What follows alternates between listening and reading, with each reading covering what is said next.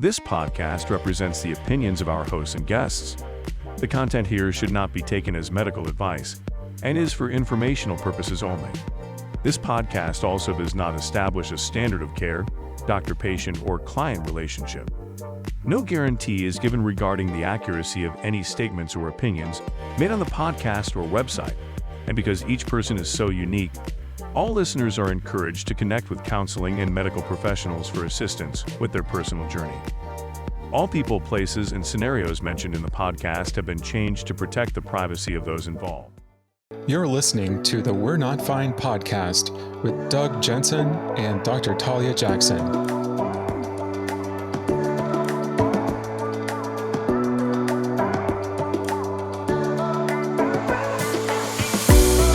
Happy Valentine's Day. Hi, friends. Wow. Happy Valentine's Day. First of all, maybe we need to agree upon how to even say the word, Doug. I can't tell you how many people I've heard say Valentine's. And how I'm not many? sure. I feel like there can't be that many. Well, I don't know. I feel like it happens periodically. I think also I'll include me in that sometimes I say it to be funny.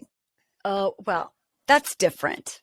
Yeah, but it kind of brings up, like, how do we learn that? And how do we differentiate N from M? Well, and anyway, maybe it's the kind like of both. thing that if you are talking to somebody and then they say Valentine's, and then you are like, oh my God, I've been saying it wrong my entire life, and then you don't do any further research. Right. Then you're starting a movement. Well, and, I could say I don't celebrate Valentine's Day, but I do Valentine's Day. But that sounds like a dick. And I don't want to be a dick. Yeah. It does. I try really style. hard. I have these, it's genetic. My mom is like this too. But if somebody says like espresso or like bruschetta, then there's no way. My mom, oh my gosh, if somebody had the nerve to work in an Italian restaurant and hand her bruschetta and call it bruschetta, she would be like, don't you mean bruschetta? And it's like an ongoing joke. Kudos to your mother for trying to educate the universe. Okay. It is one her job. One person at a time. So what are you guys doing for Valentine? Oh, yeah, you just asked. Jinx. I was going to say, I don't even know that the word is. Well, and Jinx Monsoon comes to mind when you say that. Love that. Love that drag queen like no money. Anyway, I don't have a Valentine outside of my two beautiful kids. So every year, and they kind of come to expect this, and because neither one will listen to the podcast because they think it's obnoxious to listen to their father talk outside of how much I already do, they will not know that, of course, every year I send them chocolate-covered strawberries and a floral bouquet, which has already been ordered because I put it on my agenda on February 1st every year to do that. So that's my Valentine's Day. Functioning. Oh my, I'm so jealous of your executive functioning because the way that I usually do it, I'm pretty sure, Doug, years ago, you and I were together on Valentine's Day having sushi and cocktails. Aww. And it was like 20 below zero. And you and I walked arm in arm to Target. Oh my God, I remember that. So I have a picture of it. I could buy a few balloons and really bad cards and chocolates for my family, which just illustrates my lack of executive functioning.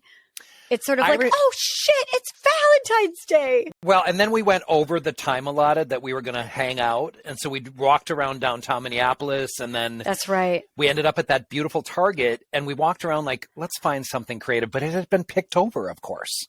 It had been picked over. And then I remember I got like these 2 Mylar balloons, and they blew away by the time we got back. And so I was left with like a few crappy chocolates and a bad excuse.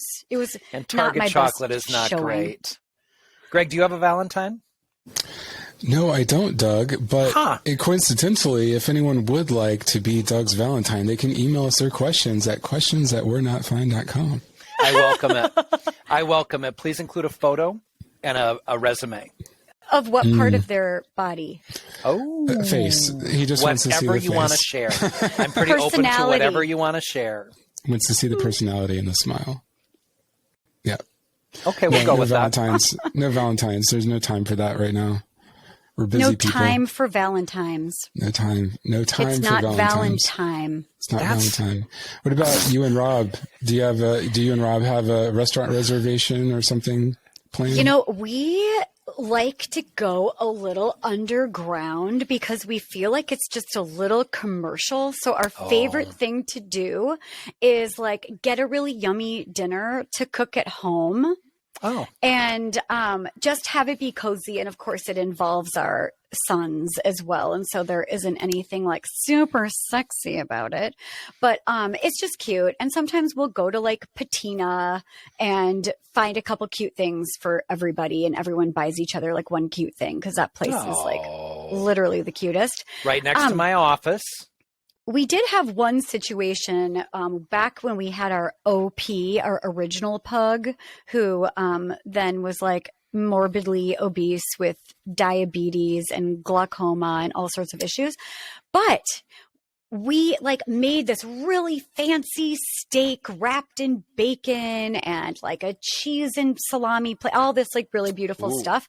And then I think like we left the kitchen for 2 minutes and we came back and he had eaten the steaks with the bacon and it had like this like big toothpick in it that he also ate.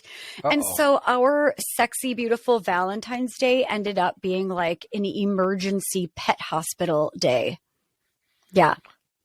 Which, you know, I'm big on no rules for any particular holiday.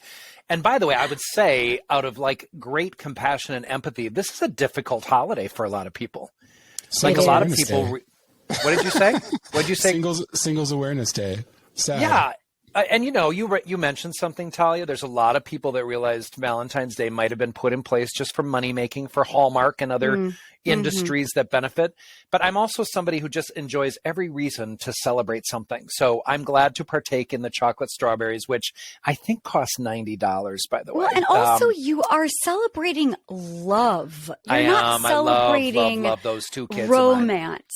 So if we think about it as just like, and I love the idea of like Galentine's Day. Are there boy versions of this? Valentine's Day. Valentine's Day. I've got some bras. Not bras like, you know, that you wear. have some bras? I have some amazing bras who I love dearly and I would love to celebrate the day with them. You should do that. You should start a movement. I should, shouldn't I? There you go. Valentine. We got to find a better name than that. Galentine. We'll have to think on that. All right, let's get into our mailbags for today. Greg, are you going to think a lot about it? Like, I want to know how much time you're going to spend. 2 seconds. Oh. It's over. Okay. He thought about it. We thought about it. Okay, what do you have for us? All right, here we go. This is from Charlene. All right. I had a 9-year relationship. We were married for 6 years, and we've been divorced for 3 years now. Nothing happened. We just wanted different things in life, and we couldn't see us being together for the long term. Our relationship took a pivot. We decided that going separate ways would be the best for both of us. He's been my best friend for years, and even though we weren't so close anymore after the divorce, we have a son together, so we couldn't just cut and run. I was dating someone else, and so was he, until a few months ago when he was diagnosed with cancer. His girlfriend broke up with him. He lives pretty far from his family, and I can't just watch him going through this alone. He's terrified. I'm scared, and I've been anxious, crying nonstop about this situation. I don't have any romantic feelings for him anymore, but I do love him, and as a friend and as a father of my son. The guy I was dating got jealous, and that I've been involved with my ex-husband's life and being supportive, so he broke up with me. My friends just don't understand, and they say I'm being dramatic and that I can't be that worried about my ex because we're not together anymore. I feel lost and scared, and I just don't know how I can feel this way and what I should do. Oh, for Pete's sakes. It's so heartbreaking. Doug, well, do it's you a little want to bit start? Well, I do. Partly Go. because I will share a little personal information about me, So I have a co-parent situation with the mother of my 2 children, and we are there for each other to this day, decades later. And what we've kind of decided is that the people in our lives that we date or that now she's married to, they have to know this is part of the deal. So I will tell you, I'm not liking in any way, shape, or form any of the comments you're getting about something is abnormal about you caring for and loving the person that you share. But Doug, is it possible that your situation makes things a little less complicated because I'm gay? Yes, because there's 100% certainty for whomever anyone is with that you guys are not going to fall in love again and have like this sexual escapade. Coitus. Okay. That's right. So here is the deal about that, though. I think it's really outdated and just really like fear-based for people to be concerned about that.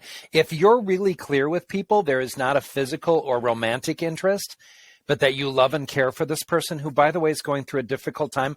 I will also share that I had melanoma. I've had melanoma. And so, my ex was totally there. She is a dear friend of mine. And we are co-parents together. We go on trips sometimes with our kids together. We help them move from different locations. We go to ceremonies together, etc. And it's really kind of effortless. I can't speak to what her husband experiences. I don't know. But I have shared with any dude that I date, I have a relationship. And usually people, like the guys that I've dated are 100% supportive. Like they get it. Like it just makes total sense why you would have that relationship. But you're right, Talia, there's not a big threat. I am gay. It is how it works. I emotionally and physically attached to men. Not a prude or not necessarily. There might be though like a possible workaround for like straight exes who love each other, care about each other, are not attracted to each other. Because what I'm thinking of is just like it is inherently kind of complicated and sometimes impossible for exes to be friends.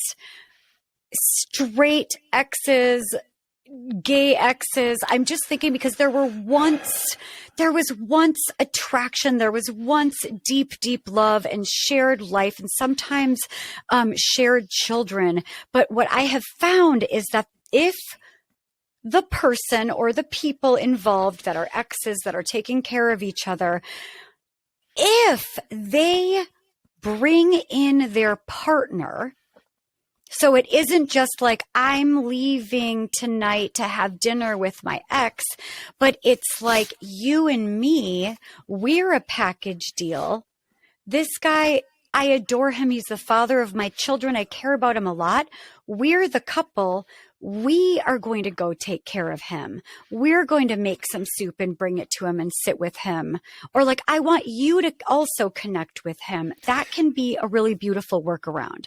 I agree that can be a workaround. I do think that, Talia. I think that can be a workaround, but I still want to say we all have to like be an adult in situations like this. Part of the issue that's different, this isn't like just having a friendship and going to a movie with your ex. Her ex has cancer. I know. And the best thing, honestly, and we're not talking yet about what impact this has for the 2 kids involved. I think there were 2.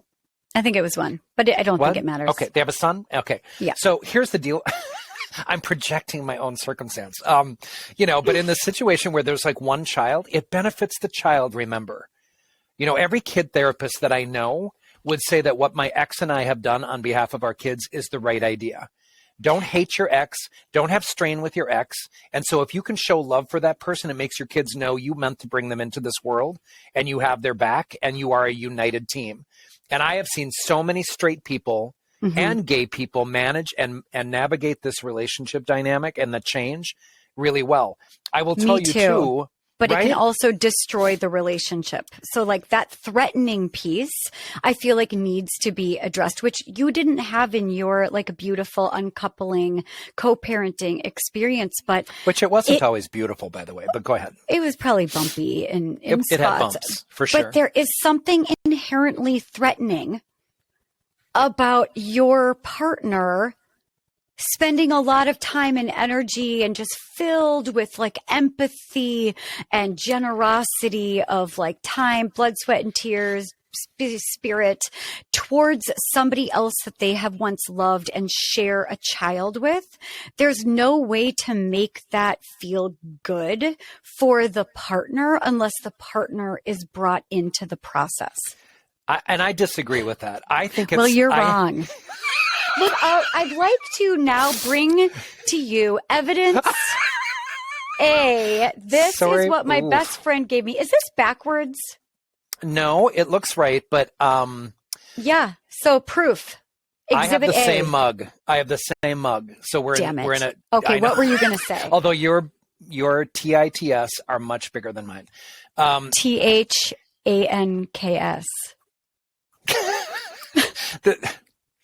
So this is what I think about that. Okay. I think we all have to be adults and we all have to do our work. So what you're talking about in terms of like threat, if you tell somebody, I am not interested in anything romantic, that part is done. And I do think that can go away. I think people transition out of that experience with people all the time.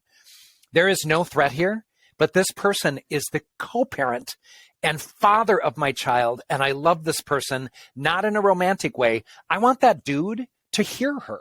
I think your name is Julie, if I remember right. I'm bad with that first name. Charlene. Is it Charlene? It is Charlene. I'm sorry, Charlene. I love Charlene much better. I had a friend named Charlene. Charlene fits for sure. Does it? Anyway, that's a whole nother discussion about what Charlene means to you. But what I would say is that I think, Charlene, expect the boyfriend in your life to be an adult and understand this is a different situation. You are concerned for someone. I don't know prognosis, by the way, like you didn't necessarily identify what this cancer was, what the treatment is, what the circumstances are related to his health. But boy, if you decided your boyfriend's like insecurity, I'm going to call it. That's right. Feel free to write into me at we'renotfine.com if you have concerns with my comment there. But this dude's insecurity, grow up, dude. You know, this is not about you. I'm going to wrap it up as I think that you and I may possibly be arguing the same points. And I do realize, dear Charlene, that he already broke up with you. His loss. That sucks. I'm so sorry. Your gain, by the way. You need a strong person in your life. So maybe the two parts that Doug is agreeing with me because I'm always right. Right? No, I'm just kidding. No. Part number one is that everyone needs to have a secure attachment. So you need to figure out the insecure attachment and what that's about. If he's leaving you before you even have a chance to figure out how to make this work for everyone, not your guy. You definitely need someone who's open to even just talking about like, this makes me feel worried. This makes me feel insecure. Because part two is I do think no matter what, these situations might only work if you are involving your new partner in this is what I have to do. How can I make this work for you? This has nothing to do with romance or attraction. I just need to do this for me, for our son. But I really love you and I want you to be a part of this. Would you be open to being there together and developing a relationship with him too? Or would you be willing, just to open dialogue about that? Because this is a tricky one, a really tricky one. I'm sorry, I'm plugging in my computer. It's low on battery. Doug. Here's what I would say about that. Like, the other thing I want to say is that the dude who has cancer may not necessarily want that other person there too. It might not help him to feel safe or to feel connected. I don't know what that relationship is. So it's not just like putting that onto somebody. Like, in order to be in your life, I have to bring my boyfriend with because he's insecure. That seems really like, weird. What can make this work for you? I mean, I don't disagree with you, but I feel like you're underestimating how potentially triggering this would be, even for someone who's a mature adult. Oh, come on. I see your face. I know. I know you do. And now that I've plugged in my computer, it's going to stay on the screen. I don't know. I think I just don't love it. And part of it is, and I'm going to own maybe that my experience obviously changes things for me. I think things can be done. I think it's not always easy, but I think it takes two people who can actually have a communication and navigate. And my situation is not perfect by any stretch of the imagination, but it's taken a lot of work. It's taken a lot of hard work, to get where we are.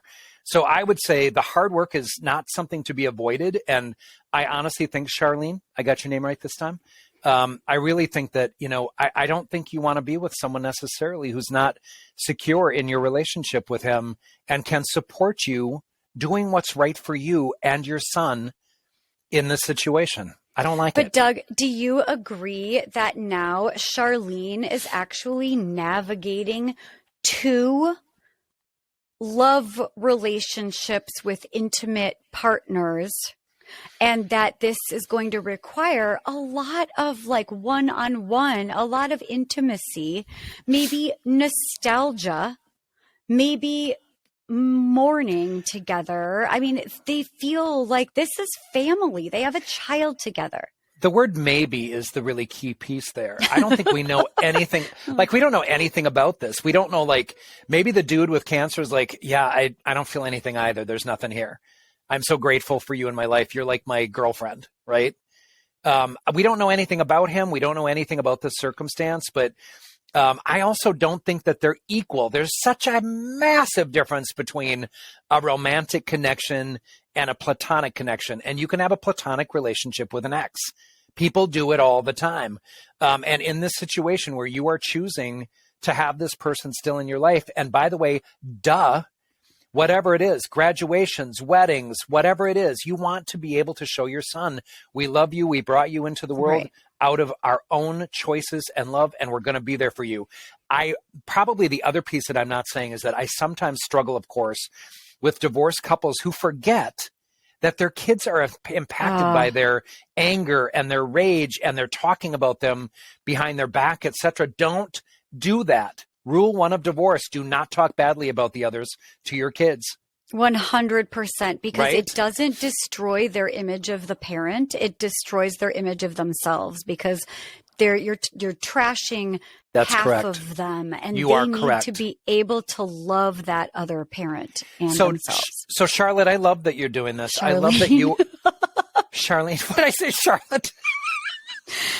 Oh my God, charlatan, Charlemagne, Jessica. I am so. Oh my God. I love Charlene, is it? I love you, Charlene. I think you're doing such an adult. It is Charlene, right? Okay. I really love what you're doing. I think it's a really adult thing to do. And I think you will have the other piece is so beautiful. Not only on behalf of your son are you doing this, but also on behalf of yourself. I don't think you're going to feel good if something happens to this guy and for whatever reason his cancer is terminal, which I have great empathy for you and him and your son. What a great loss that would be for your family. But the reality is you're going to feel better having done this. It is the better way to live. You're being honest with yourself, which I always suggest is the best way to live a great life. It's true. It's really beautiful. I commend you. I do too. Good work. You're a good human being. Charlene. Oh, that rhymes. Okay, in honor of Valentine's Day, we have sort of a Valentine's issue that came up. So it's two people that are 25 years old apiece. Another 25-year-old. Oh. Another 25-year-old couple. Wow. Okay. We love the youngs. Okay. So this is Scott and Jenna. Okay. So Scott came over to his girlfriend's house for Valentine's last year. And unfortunately, he had been going through some work stuff that was not going well, a lot of stress in his life. And as soon as he got there, she gave him homemade baked cookies. He had a teddy bear for her that he had purchased, and she didn't seem to like it. After they cuddled and watched a show on TV, he could tell from her body language that something was wrong and apologized for being tired and exhausted from the work situation. She didn't seem to care and was still upset. And then an argument occurred and things got heated and things were said, and it did not go well at all. So unfortunately, she thought that my gift was not good enough, that I had dialed it in and I was doing the bare minimum, whereas she always bakes me cookies and that's just what she does. So it didn't seem particularly special to me either.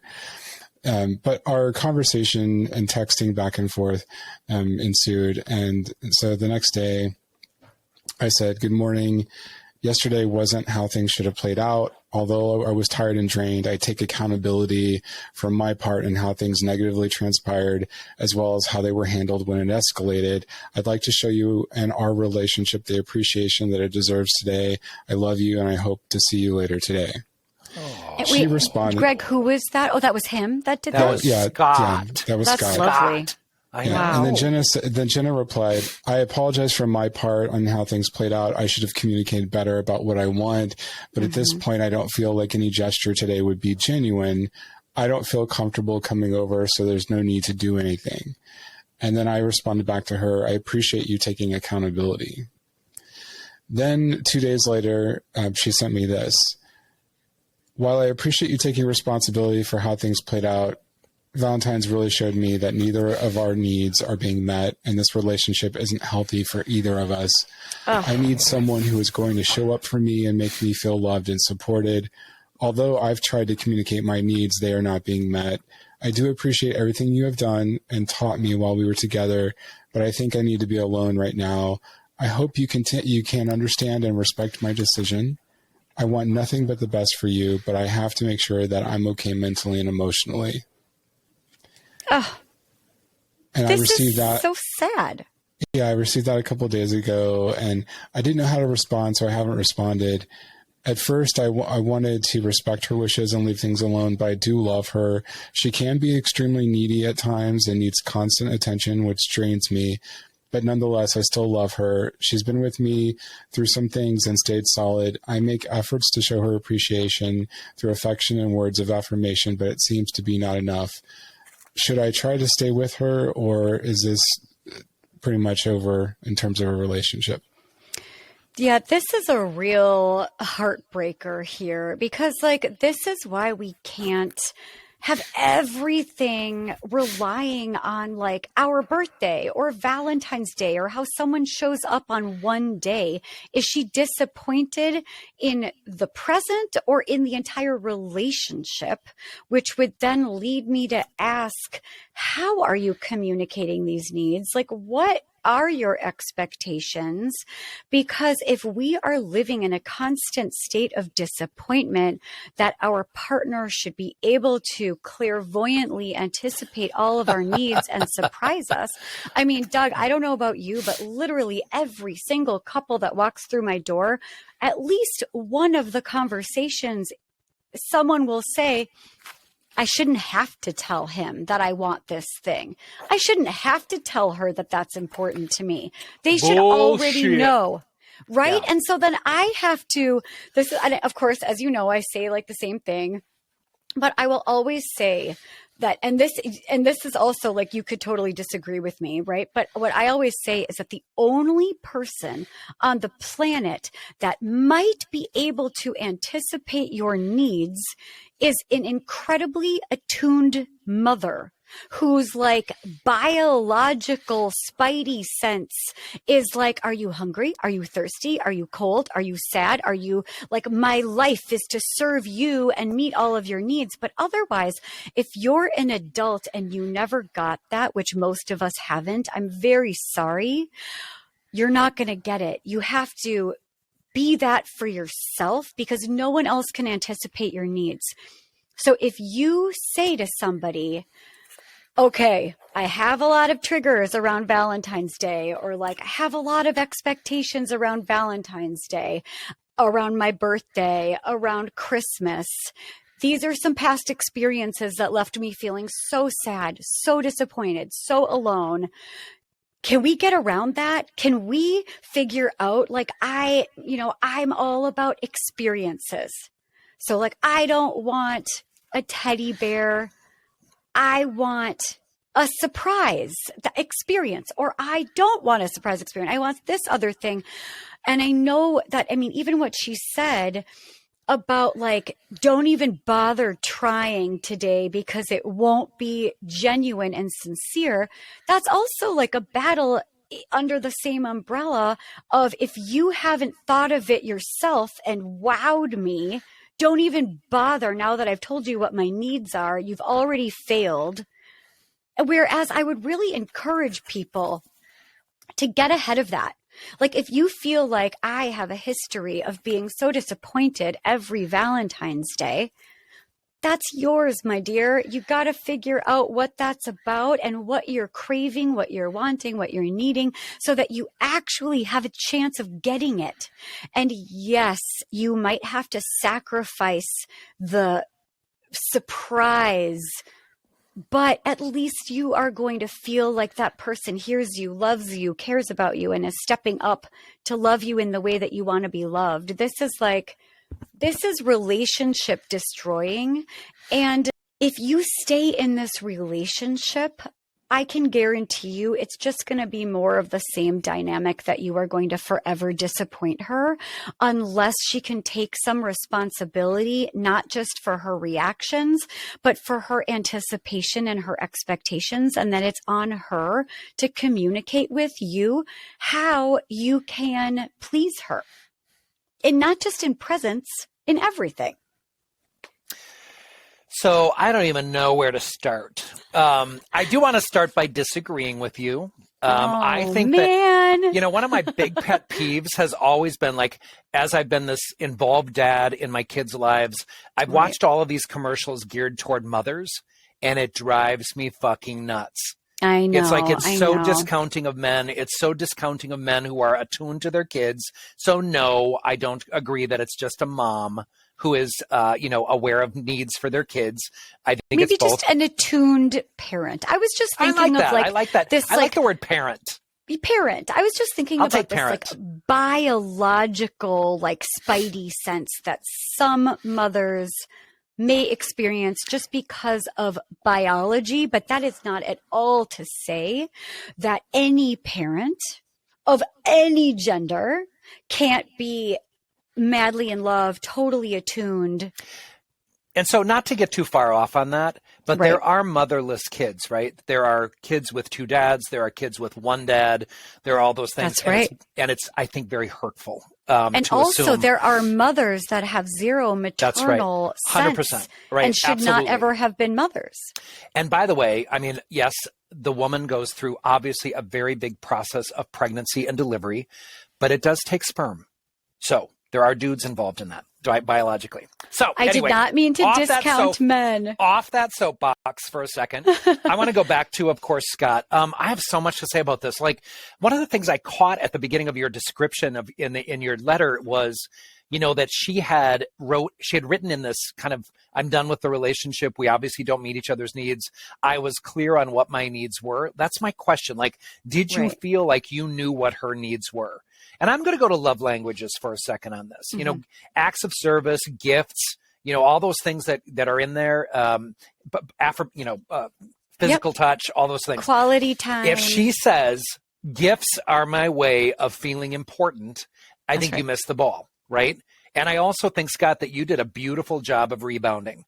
Like, and I don't know that it's been that clear, though. I don't know that she has said to you really big, elaborate gifts, which, financial and all those other pieces come into play. You were under a lot of work stress. I think it's very sweet that you made cookies and teddy bear and all that sort of thing. And a teddy bear is a gift. So I can't tell. There was a little princess dynamic going on for me in this description. Like, I need it to be bigger. I need it to be better. I don't subscribe to the idea that gifts need to be monetary necessarily. I think it is the thought that counts. I do think that's valid. I think making cookies and giving a teddy bear is very thoughtful. But if she needs a bigger expression on Valentine's Day, maybe she did let you know that. Like, I need a big gift on my birthday. Like, a car is about, or a big diamond or a Tiffany box, a blue box. All those things. I think to myself, maybe if she was clear and you just are not that person, it's time to admit that and have that conversation. I don't sense that's the case, Scott. The other thing that kind of came up in this is, like, you kind of asked, like, should I continue this relationship? You may not have a choice. I mean, she may have moved on. And this may be kind of an impulsive feeling, like you don't want to get rid, lose what it is that you have. She felt very clear. And I might, if I were you, if you really want to try this, I might say, I actually think I can do better. If you have instinct to give this another shot, I think you should give me another shot, or show up at her door with, which might be boundary issues. I don't know this person well enough, but Jenna, I think her name was, like, again, if she needs a big gift, maybe show up with a gift. If you really want to try to make this work, that might be the way to do it. I hate that a gift, though, even though it's a love language, I hate that a gift is what she's focused on. And there's something really important about this, like, love language conversation. I feel like I've mentioned in another episode, right? This couple that I had years and years and years ago, where he was making her a sandwich every day before she went to work, which is, of course, like acts of service. And all she was craving was physical touch. Right. And so I don't know about you, but I have yet to meet a couple whose love languages are actually aligned, because most often we give what we're craving. I know I've said this before. If we haven't taken the love languages test, and if we don't know a lot about love languages, it's basically like, how do you even describe it? It's like, it's a bank. It's a love bank. It's paying money into this love bank of feeling loved and secure. So if your love language, Doug, is physical touch and back rubs and hand holding and snuggling and all of this stuff, but I was making you sandwiches every day, I would like that too. Right. But that's exactly right. You would like it. If we're likening it to a love bank, I would say that, for you, maybe a sandwich every day would be $5 into the love bank. But a hug and a back massage and a tight squeeze and a snuggle might be $100 into that bank account. Or if you kissed me and gave me a hug while you gave me my sandwich, I would be really, really fulfilled. $200 straight into the bank account. But that's why you need to know yourself well enough to know that, thank you so much for washing the dishes every single day. But what I actually want is for us to start saving up for a trip to Paris, because I want to have an adventure with you. Or whenever you're on your phone and not giving me quality time, I feel really abandoned. And yes, you do give me gifts, but what I really want is your attention and your presence. So that's really important to figure out, because as I said, I have yet to meet a couple who give each other intuitively what the other person is craving. Usually we give what we're craving. So if you are dating somebody who's constantly giving you compliments about how you look, they want that. That's what they want. If you are dating somebody who is always coming up to you and giving you a pat on the butt and a big hug and a squeeze, or always wanting to be near you, that's what they want and that's what they need. So even if you're not having the conversations, that might be a good way to figure out what they want. So we're focused on, what she specifically said about Valentine's Day and how she didn't get what she wanted. And it was something she feels like she's let you know what was important and you didn't do it. And didn't accept your apology. It does tell me, by the way, Scott, that there's something deeper about this relationship that's not working. I don't know that this would be just the reason why somebody, if they were in love with you, I don't think this is the reason they would walk away. So I think this was something brewing. I think she had some self-doubt about this. I think she kind of put a wall up right away and said, there's nothing you can do now. I want to go to something very specific, though, that she said, which is coming over now would feel like it was just a reaction and it wouldn't feel genuine. That's not fair. Right. People She's get not to recover. Accepting. Right. People get to recover. People get to redo. People get to do it again and have it be genuine. And so I disagree entirely with Jenna's conclusion that, Scott, you couldn't make up for it, or you couldn't, when you had a more clear head that wasn't so fraught with work stress, that you couldn't come back to her and be more the person that you wanted to show up and be. I wish she would have said, and if she was in this relationship and really in it, I think she would have said, all right, let's start over. Shower me, my dude. So, Doug, have you ever wondered if sometimes people are sort of committed to feeling disappointed? Sure. And not really letting their partner not disappoint them? Yeah. I mean, I think that's about vulnerability. I think it's about knowing yourself. I think it's about being afraid of doing that work that it takes to really be in a healthy relationship. That's right. It's and to easy to- figure out what you need so you can ask for what you need. That's right. That's right. So, Scott, I would say you made an effort. I might give it a little space. Yeah. You know, the only thing that I think, it's kind of like, I don't know, remember what show that is, if it's The Breakfast Club. I don't remember the show. I'm not going to remember. He brings a boombox and plays a song outside. Like, you could. Yeah, John Cusack. That's right.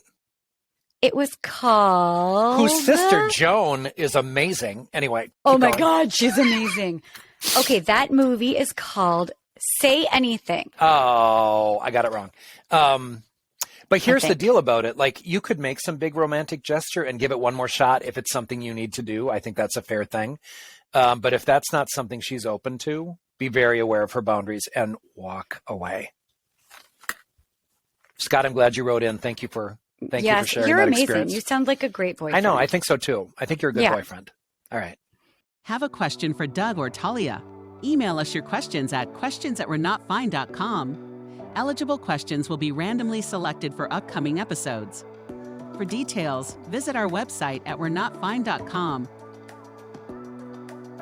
Join us every Tuesday for new conversations, new challenging topics, and fun.